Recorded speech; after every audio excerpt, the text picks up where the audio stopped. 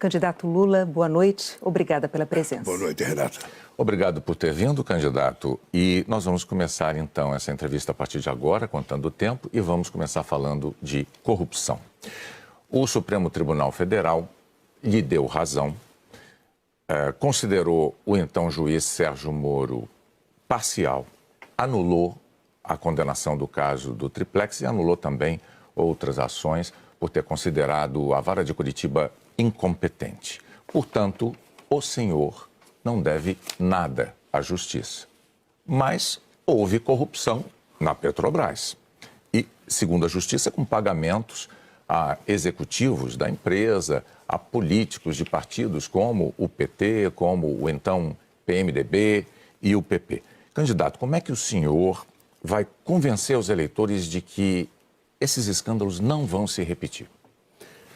Bonner, primeiro eu acho importante você ter começado esse debate com essa pergunta. Porque durante 5 anos eu fui massacrado e estou tendo hoje a primeira oportunidade de poder falar disso abertamente, ao vivo, com o povo brasileiro. Primeiro, a corrupção, ela só aparece quando você permite que ela seja investigada. Eu queria começar dizendo para você uma coisa muito séria.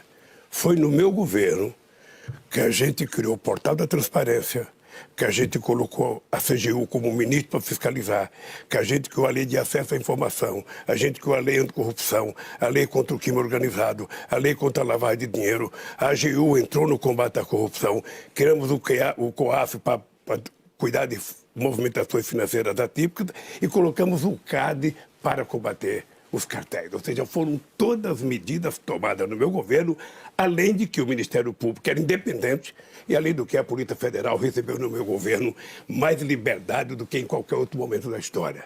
Porque você está lembrado que em 2005, quando surgiu a questão do mensalão, eu cheguei a dizer o seguinte: só existe uma possibilidade de alguém não ser investigado nesse país, é não cometer erro. Se cometer erro, vai ser investigado. E foi isso que nós fizemos. Olha, se alguém comete um erro, alguém comete um delito, investiga-se, apura, julga, condena ou absolve e está resolvido o problema. O que foi o equívoco da Lava Jato? É que a Lava Jato enveredou por um caminho político delicado. A Lava Jato, ela ultrapassou o limite da investigação e entrou no limite da política. E o objetivo era o Lula. O objetivo era tentar condenar o Lula. Não sei se você está lembrado que no primeiro depoimento que eu fui dar ao Moro, eu falei: Moro, você está condenado a me condenar porque você já permitiu que a mentira foi longe demais. E você sabe do que eu estou falando. E aconteceu exatamente o que eu previa. Quando nós entramos com habeas corpus na Suprema Corte, foi antes e bem antes do hacker. E se você pegar o nosso habeas corpus, a gente está dizendo coisa que depois se descobriu com o hacker investigado pela Polícia Federal. Então, eu vou te dizer uma coisa, Bonner, vou dizer para você, olhando nos olhos do povo brasileiro, não há hipótese, não há hipótese. Eu quero voltar à presidência da República e qualquer hipótese de alguém cometer qualquer crime, por menor ou por maior que seja, essa pessoa será investigada, essa pessoa será julgada e essa pessoa será punida ou absolvida. Candidato, é assim que você combate a corrupção num país. Agora, candidato, o senhor elencou aqui diversas medidas adotadas em governos do PT como instrumentos, mecanismos de controle da corrupção. Mas é fato que a corrupção, a despeito disso, ocorreu e ocorreu em grande escala. Por isso, eu retomo a pergunta original, que é: como o senhor pode assegurar que elas não se repetirão? Alguma medida nova foi estudada para evitar que aconteça? Boni, primeiras medidas estão colocadas. Veja, eu poderia ter escolhido um procurador engavetador. Sabe aquele amigo que você escolhe, que nenhum processo vai para frente? Eu poderia ter feito isso, não fiz. Eu escolhi da lista tríplice. Eu poderia ter impedido que a Polícia Federal tivesse um delegado que eu pudesse controlá-lo. Não fiz. E permiti que efetivamente as coisas acontecessem do jeito que precisava acontecer. Olha, nós vamos continuar criando mecanismos para investigar qualquer delito que aconteça na máquina pública brasileira, porque eu já disse 500 vezes de que a corrupção, eu poderia, por exemplo, fazer decreto de 100 anos. Sabe decreto de sigilo, que está na moda agora? Eu poderia, para não apurar nada, decreto 100 anos de sigilo para o Pazuello, decreto para meus filhos, decreto para meus assessores. Ou eu poderia não investigar, pega um tapetão, coloca em cima de qualquer denúncia, aí nada vai ser apurado e não vai ter corrupção. E a corrupção, ela só aparece quando você governa de forma republicana, que você permite que as pessoas sejam investigadas independentemente de quem seja. E eu tive a alegria, eu tive a sorte de ter um ministro do porte do Márcio Tomás Bastos, sabe, que era uma figura, sabe, inatacável nesse país, do ponto de vista da competência e da seriedade. Por isso, pode ficar tranquilo, sabe? É que houve um momento... Eu pagará. Houve um momento, em mais de um momento, aliás, o Partido dos Trabalhadores chegou a dizer que o prejuízo acumulado pela Petrobras com o escândalo do Petrolão tinha sido reconhecido pela empresa e colocado no balanço da Petrobras por uma imposição da Lava Jato. Isso foi dito pelo Partido dos Trabalhadores. Hoje, e escrito, hoje o partido reconhece, então, que efetivamente houve este prejuízo? Deixa eu lhe falar uma coisa. Você não pode dizer que não houve corrupção se as pessoas confessaram. O que é mais grave é que as pessoas confessaram e, por conta das pessoas confessarem, ficaram ricos por conta de confessar. Ou seja, foi uma espécie de uma delação premiada. Você não só ganhava liberdade por falar o que queria o Ministério Público, como você ganhava metade do que você roubou. Ou seja, o roubo foi oficializado pelo Ministério Público, o que eu acho uma insanidade e uma aberração com esse país. Ou seja, o correto era você fazer a investigação que tinha que fazer da forma mais correta possível, como fizeram no meu tempo que eu era presidente, e depois, se a pessoa foi inocente, você absolve. Se a pessoa for culpada, você condena. O que acontece é que aqui no Brasil, Bonner, nós temos um problema sério. É que as pessoas são condenadas pelas manchetes de jornais e depois não se volta atrás. Mas voltaram 6 bilhões e 200 milhões de dólares para a Petrobras. Foram devolvidos muito desse dinheiro, inclusive por diretores da Petrobras, que não tinham como juntar uma que ótimo que votou, e o Ministério Público queria pegar 2,5 bilhões para eles, criar um fundinho para eles. Né, desses 6 bilhões e mais ainda.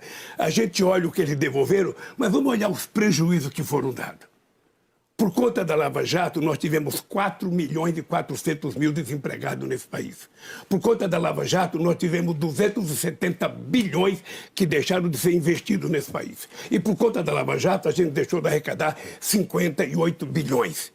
O que eu quero te dizer é o seguinte, é que você pode fazer investigação com a maior seriedade, como foi feito na Coreia, na Samsung, como foi feito na França, na Alstom, como foi feito na Volkswagen da Alemanha. Você investiga, se o empresário roubou, você prende, condena, mas você permite que a empresa continue funcionando. Aqui no Brasil se quebrou as indústrias de engenharia que nós levamos quase que um século para construir. E nós agora até que vamos ter o prejuízo, porque se eu ganhar as eleições, a gente vai ter que fazer um grande plano de investimento de infraestrutura. A gente vai ter que recuperar muitas obras. Eu vou fazer uma reunião com os 27 governadores para saber quais são as obras prioritárias de cada estado.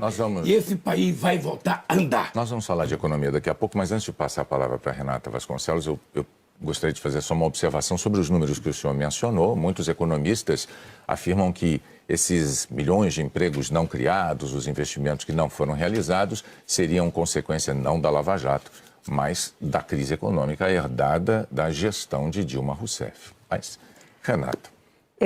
O senhor mencionou mecanismos de controle da corrupção no seu governo e, de fato, o senhor e a sua sucessora Dilma Rousseff sempre escolheram como Procurador-Geral da República o primeiro da lista tríplice elaborada pelo Ministério Público Federal, que em tese dá mais independência ao escolhido. Ano que vem termina o mandato de Augusto Aras na PGR. Mas, ultimamente, quando o senhor é perguntado sobre se vai cumprir e respeitar a lista tríplice, o senhor tem evitado responder. Por quê? Porque eu quero que ele fique com a pulguinha atrás da orelha. Eu não quero definir agora o que eu vou fazer. Primeiro eu preciso ganhar as eleições. Esse negócio da gente ficar prometendo fazer as coisas antes da gente ganhar, a gente comete um erro. Veja, eu respeito muito o Ministério Público. Uma das queixas que eu tenho da força-tarefa da Lava Jato é que eles quase jogam o nome do Ministério Público na lama. Porque houve muito equívoco e muitas aberrações. O Ministério Público é uma instituição séria, que eu sempre valorizei, da mesma forma a Polícia Federal. Se um dia, Renato, eu pudesse contar para você os vários depoimentos que eu prestei para delegado, as perguntas insanas que eram feitas numa instituição que eu respeito muito. E eu acho que o Estado brasileiro tem que ter instituições muito fortes para que o governo possa exercer a democracia. Exato. E a lista tríplice da PGR, ela justamente evita uma situação que, aliás, ocorre atualmente, em que o Procurador-Geral da República é criticado, é acusado de lealdade ao Presidente da República, seja essa acusação justa ou não. Não estou entrando aqui nesse mérito. O senhor não teme que isso aconteça? Eu não quero procurador leal a mim. O procurador tem que ser leal ao povo brasileiro. Ele tem que ser leal à instituição. Agora, pode ficar certo que se eu ganhar as eleições, antes da posse, eu vou ter várias reuniões com o Ministério Público para discutir os critérios que eu acho que é importante para eles e para o Brasil. Mas Para mim, o que precisa é dar segurança para o povo. Como eu dei quando era presidente. O primeiro diretor-geral da Polícia Federal foi o Paulo Lacerda, que não era meu amigo e que trabalhava com o Tuma, que foi o cara que procurou a investigação do Collor. Ou seja, eu não quero amigo. Eu quero pessoas sérias, responsáveis, que falem em nome da instituição, porque as instituições que garantem o funcionamento da democracia têm que ser fortes, Renata. É um assunto tão importante, o senhor vai manter suspenso sobre uma questão tão fundamental, e é, de fato, as críticas à falta de independência do Ministério Público, da Procuradoria-Geral da República, é motivo de preocupação para os brasileiros. Por que manter esse suspense? Em minha defesa, eu tenho 3 indicações. Você está lembrada que eu indiquei o Procurador-Geral que estava julgando o Palocci. E eu mantive ele, porque eu não quero amigo.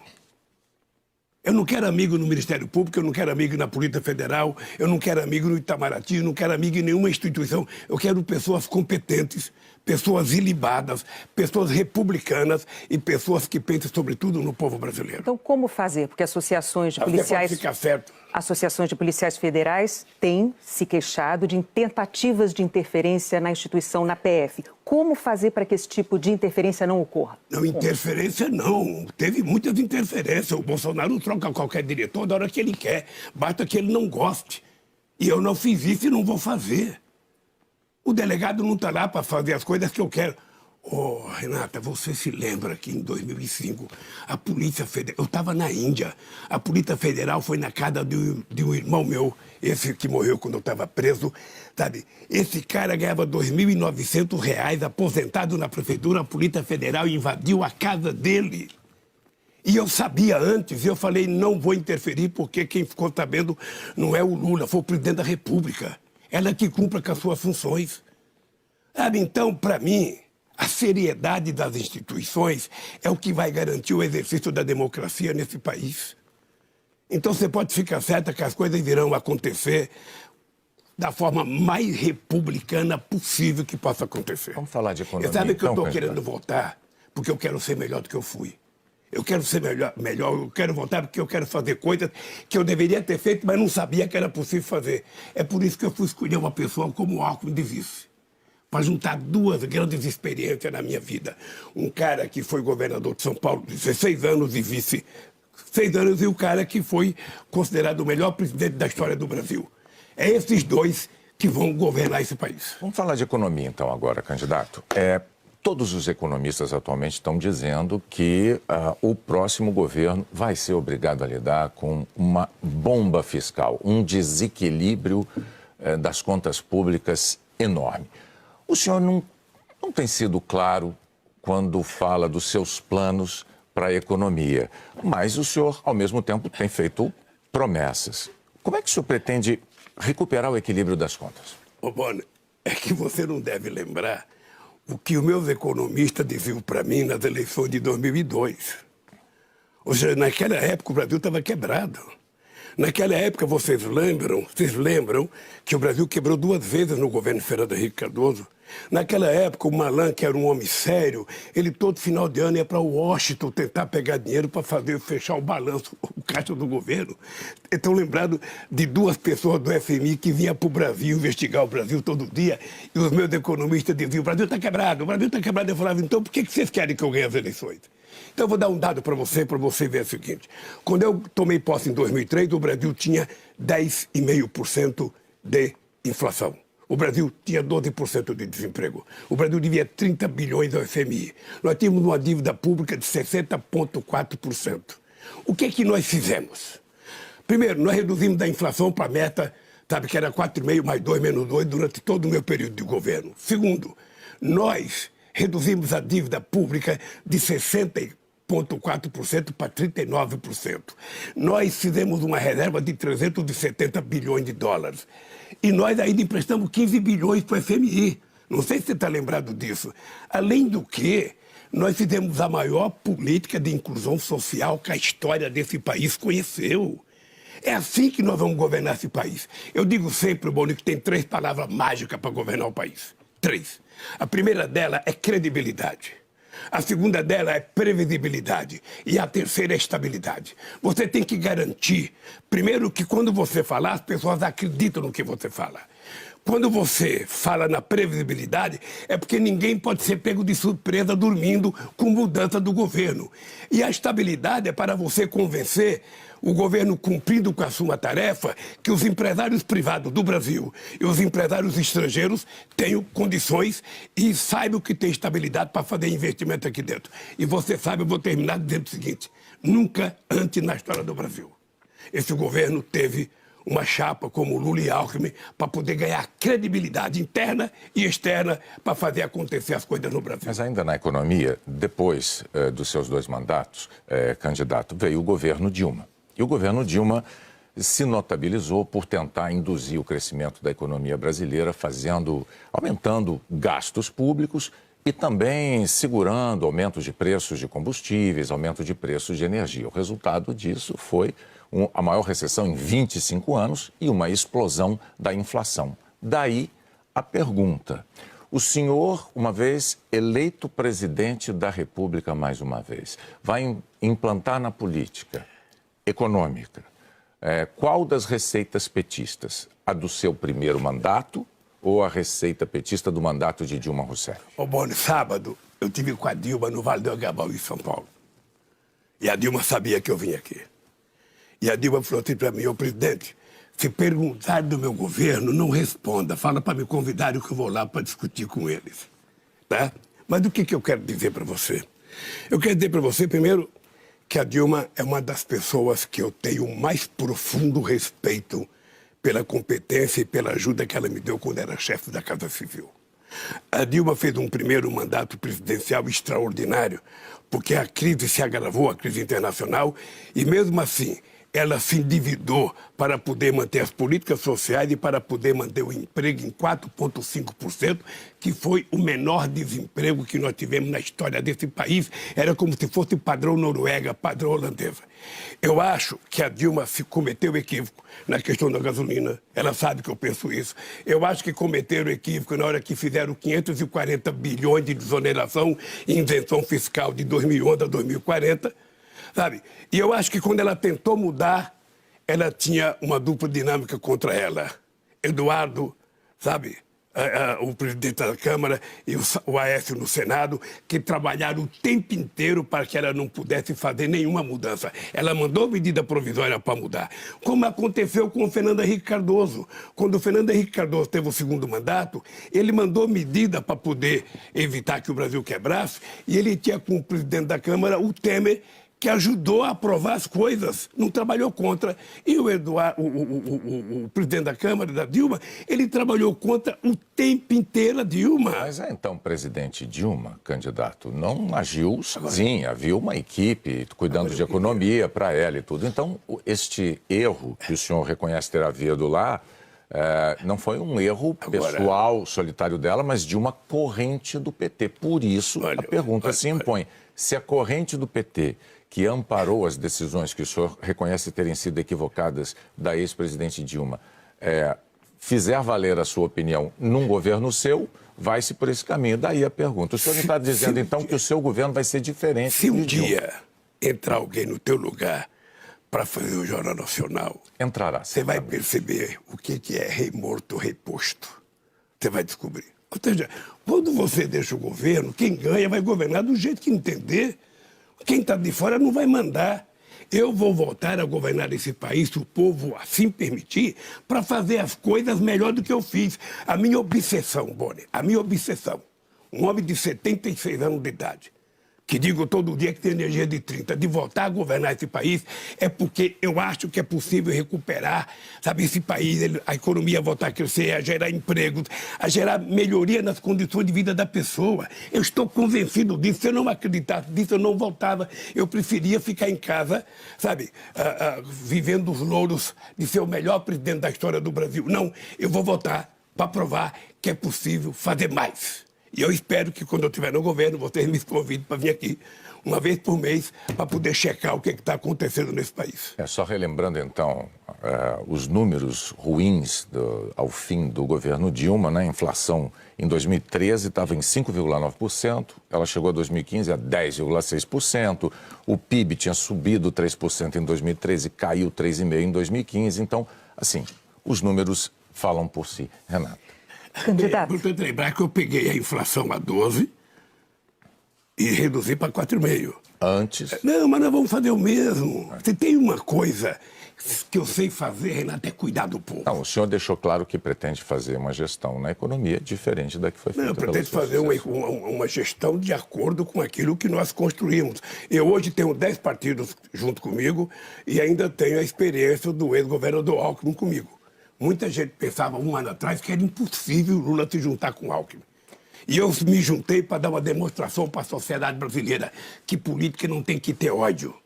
Política, sabe, então, a coisa candidato, mais extraordinária para você estabelecer convivência entre os contrários. Pronto, é de política e de alianças que nós vamos falar agora. O senhor tem dito que o Centrão se formou lá atrás na Constituinte e que participou da base de todos os governos.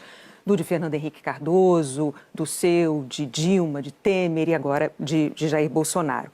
Só que o relacionamento de governos do PT com o Congresso resultou em escândalos de corrupção, como o Mensalão, por exemplo. Como evitar que isso aconteça novamente? Você acha que o Mensalão, que tanto se falou, é mais grave do que o orçamento secreto? Vamos falar de orçamento secreto. Deixa eu lhe também. falar uma coisa. Vamos falar de orçamento secreto.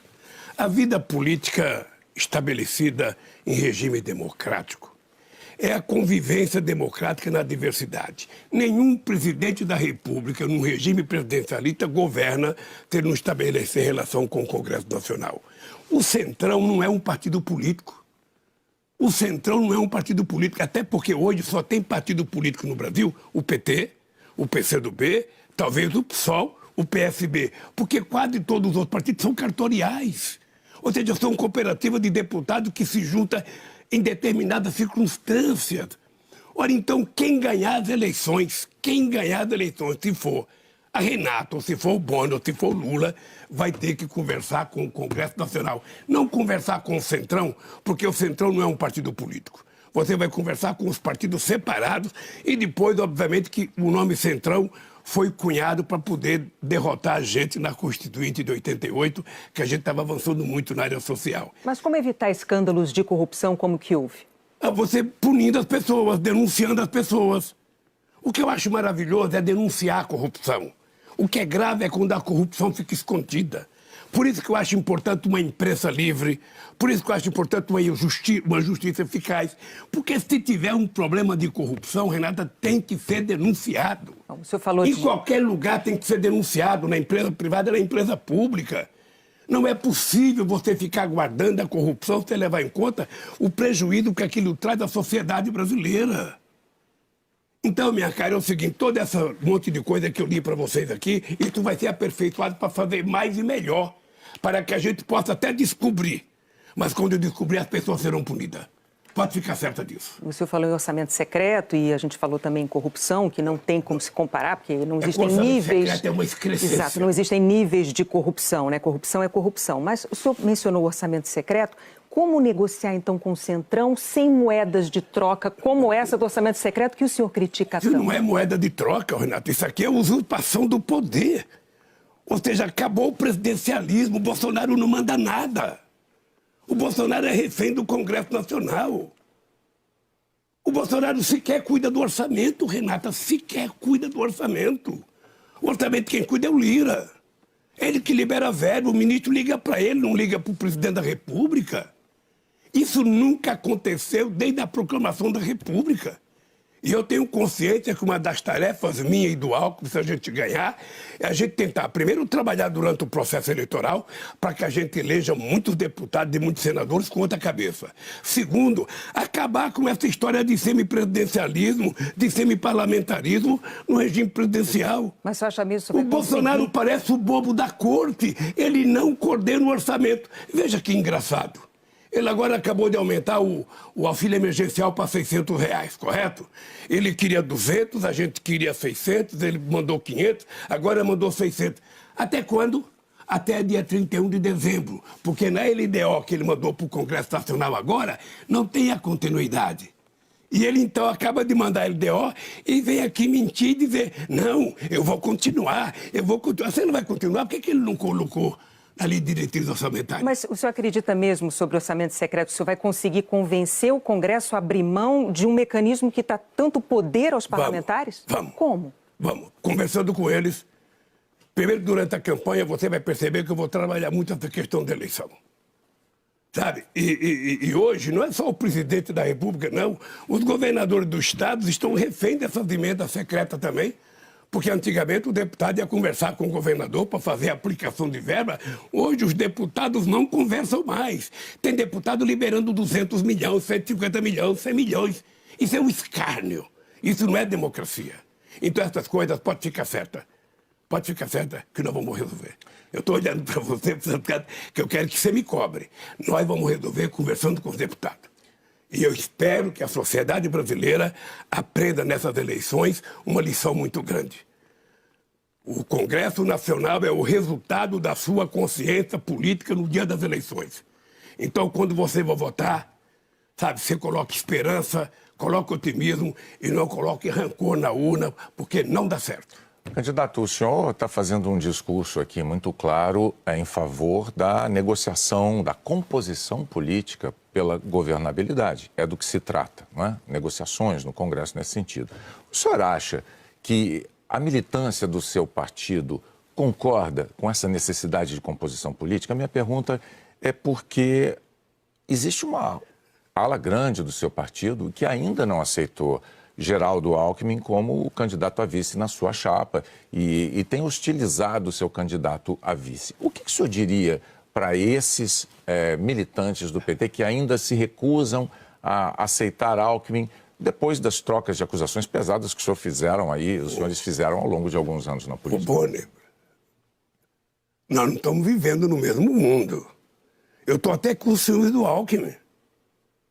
Você tem que ver que sujeito esperto não tem vaia e habilidoso. Às vezes. Ele fez um discurso no dia 7 de maio, sabe, quando ele foi apresentado oficialmente ao PT, que eu fiquei com inveja, ele foi aplaudido de pé.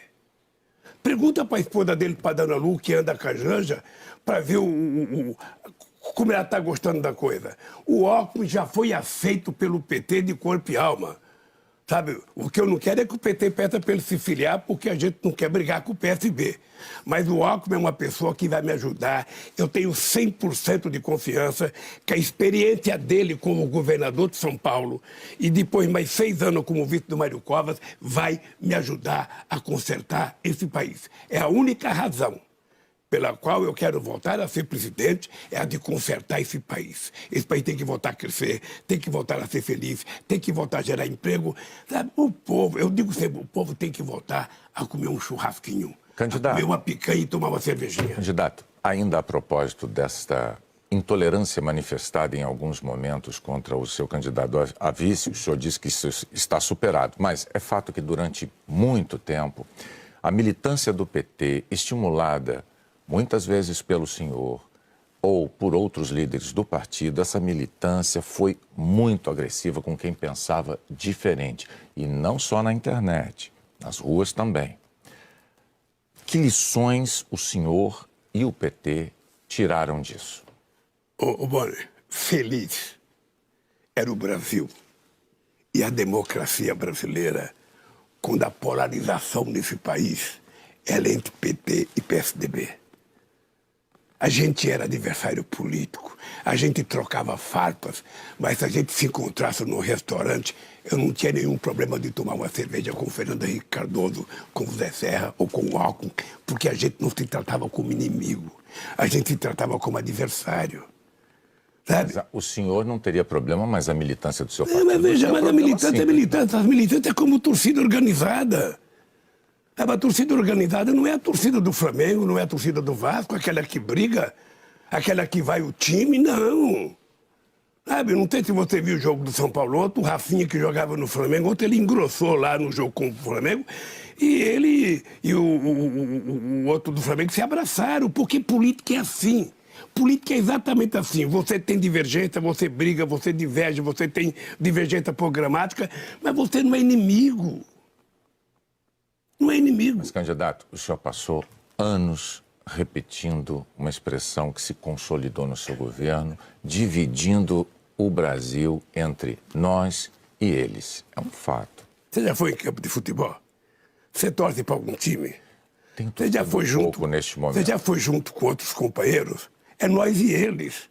A torcida do Vasco é nós, a do Flamengo é eles. Na política é... Mas o senhor não acha que isso estimula a polarização ainda mais? Eu acho que não estimula a polarização, ela é saudável no mundo inteiro. Polarização tem nos Estados Unidos, tem na Alemanha, tem na França, tem na Noruega, tem na Finlândia, tem em tudo quanto é lugar.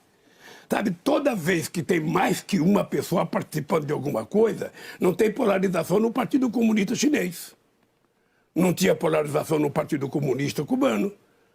Agora, quando você tem democracia, quando você tem mais que um disputando, a polarização é saudável. Ela é importante, ela é estimulante. Ela faz a militância ir para a rua, ela faz a militância carregar bandeira.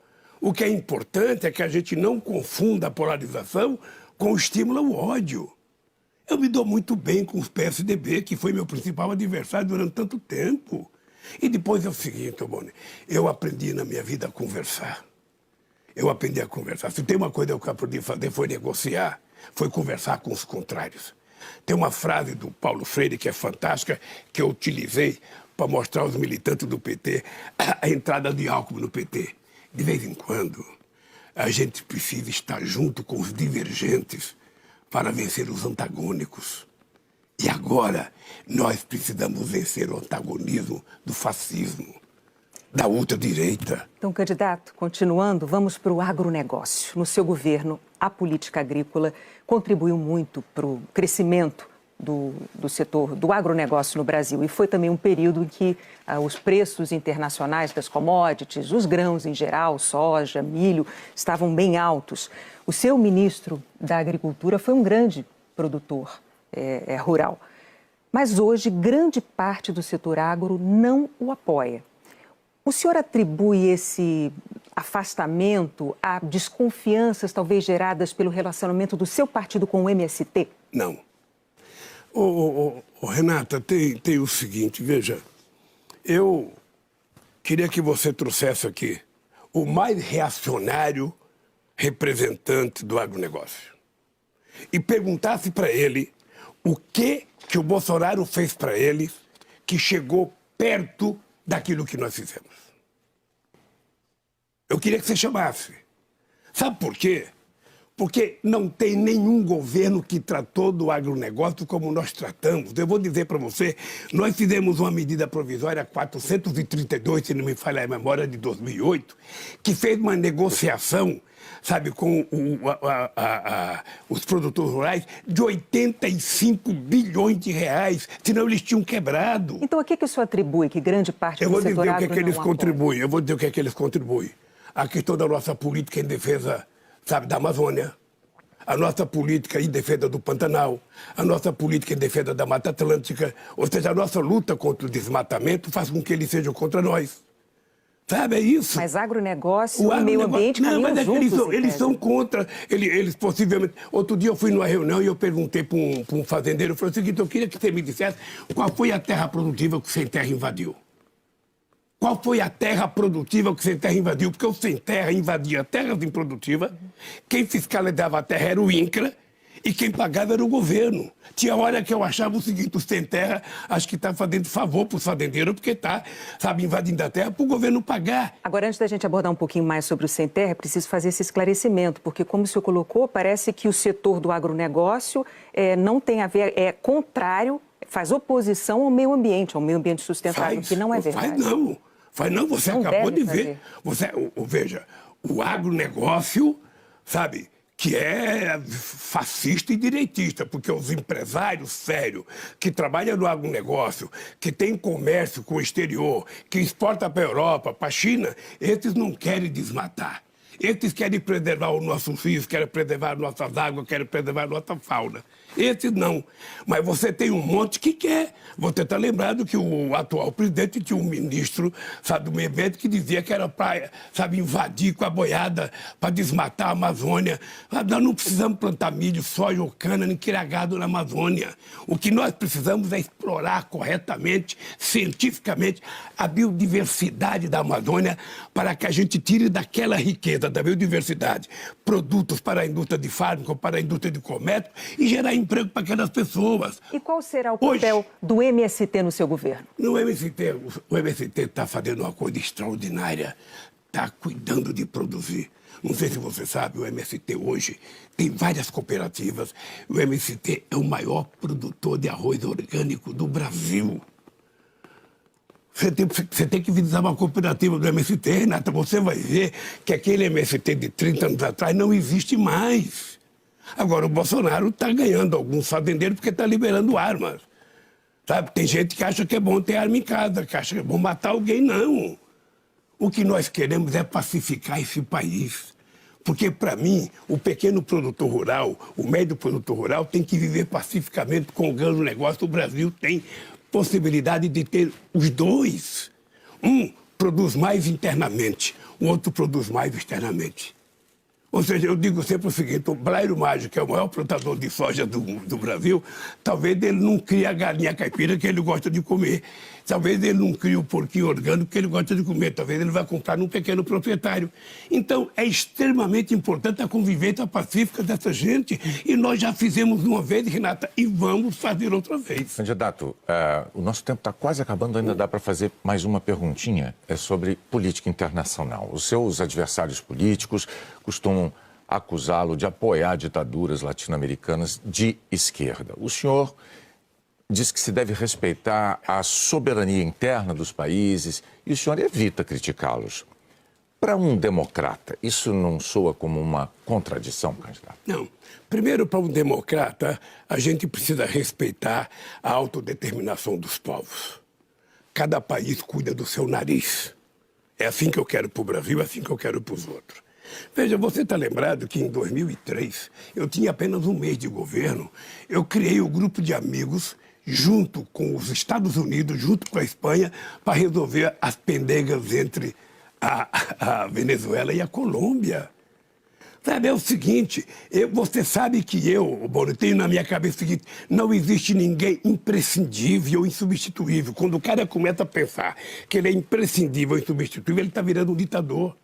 Você está lembrado que eu tinha 87% de bom e ótimo quando um deputado do PT resolveu propor uma emenda no Congresso Nacional por terceiro mandato e eu não quis. Eu estou favorável à rotação, sabe, do poder.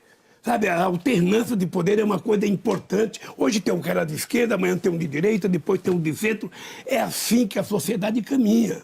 Por isso que eu estou muito tranquilo, sabe, com a minha relação internacional. Aliás, eu vou te dizer uma coisa. Se eu ganhar as eleições, você vai ver a enxurrada de amigos que estão desaparecidos que vão visitar o Brasil, porque o Brasil vai ser amigo de todo mundo. O Brasil não tem contencioso internacional. Candidato Lula, nós não temos mais tempo para novas perguntas, então chegou aquele momento em que o senhor tem direito a 1 minuto para se dirigir aos eleitores, como quiser, para suas considerações finais. Nunca pensei que fosse tão rápido assim, 40 minutos. Olha, eu queria dizer ao povo brasileiro que nós já provamos que é possível cuidar do povo brasileiro. Eu não gosto de utilizar a palavra governar, eu gosto de utilizar a palavra cuidar. Ou seja, tentar colocar o pobre no orçamento do país, tentar fazer com que as pessoas possam chegar à universidade, e vocês sabem que eu tenho orgulho de ter passado para a história como o presidente que mais fez universidade, que mais fez escola técnica. Nós pegamos o Brasil com 3,5 milhões de estudantes universitários, deixamos com 8 milhões. Ou seja, esse país é um país do futuro que nós precisamos construir. Não existe nenhuma experiência de país que ficou rico sem investir na educação. Então, nós vamos votar para poder investir na geração de emprego. Aliás, uma coisa importante, nós temos quase que 70% das famílias brasileiras endividadas, e a grande maioria delas é mulher. 22% endividada porque não pode pagar a conta d'água, a conta de luz, a conta do gás. Nós vamos negociar essa dívida. Pode ficar certo que nós vamos negociar, sabe, com o setor privado e com o sistema financeiro, porque nós precisamos fazer com que o povo brasileiro volte a viver com dignidade. Candidato, seu tempo terminou. Mas eu, antes de encerrar, eu preciso fazer uma correção. Cometi um erro aqui. Eu me referi ao dinheiro devolvido à Petrobras como 6,2 bilhões de dólares. Não foram de dólares, foram de reais. Está feita a correção aqui. Muito obrigado mais uma vez. Obrigada. Por ter vindo. O candidato Luiz Inácio Lula da Silva está terminando aqui a nossa entrevista e o Jornal Nacional volta daqui a pouco.